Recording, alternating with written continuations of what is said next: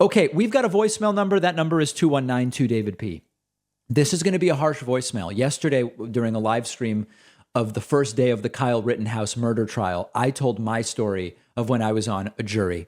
And I explained that even for the minor assault case that I was participating in the jury for, 2/3 of the jury was incompetent. They did not understand the simple instructions from the judge. They wanted to bring their own definitions of things like self-defense and assault to the jury. And my point that I made yesterday was, listen, there's a lot of incompetent people. To quote former producer Lewis, 80 to 90% of people aren't good at their jobs.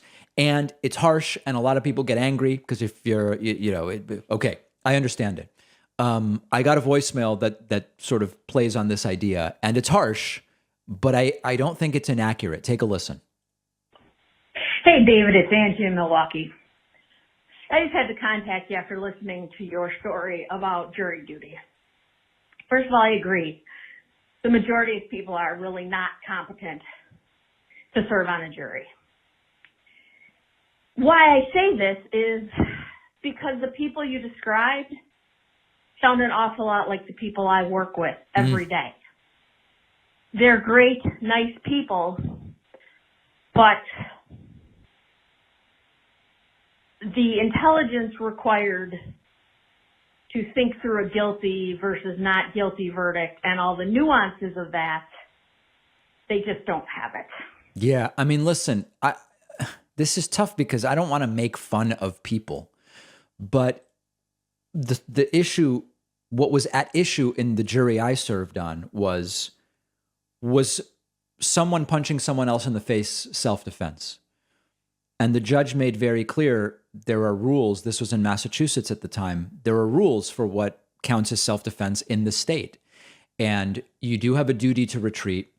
And if you could just turn around and walk away from the situation, it's not self-defense. And in the jury room, 4 of the 6 people, 2 just had no clue what was going on, but 2 insisted.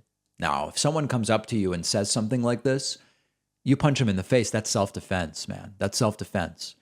And it ended up being like a 6-7 hour deliberation, which shocked the judge. It shocked the lawyers. It shocked everybody. And this was really, really simple. And so when we think about the Kyle Rittenhouse trial, and we listen to a lot of the things that were said by potential jurors and even people who made it onto the jury yesterday, I know that a lot of people like to say, it's not a perfect system, but it's the best system we have. You're judged by a jury of your peers. I'm not saying I have a better idea for how it should be done, but there's a lot of incompetent people making what are for others life and death decisions, not literally in the sense of the death penalty all the time, but going to prison for 10, 20 years, that's a life and death decision in the sense of it impacts your life for the rest of your life.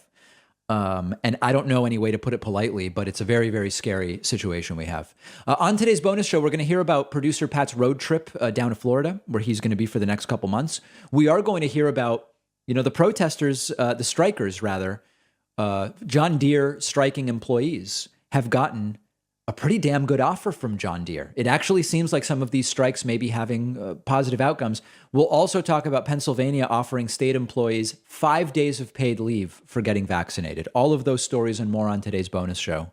Sign up at joinpacman.com and get instant access.